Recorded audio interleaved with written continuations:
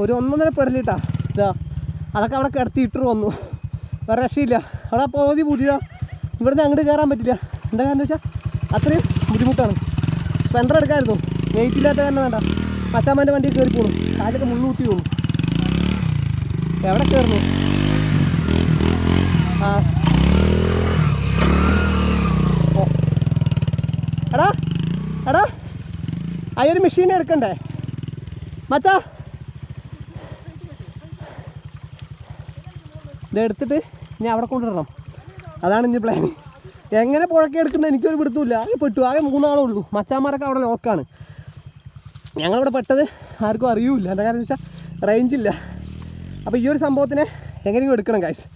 മച്ചാ ഈ ഒരു മെഷീൻ എടുക്കണം. എന്താ ചെയ്യുക?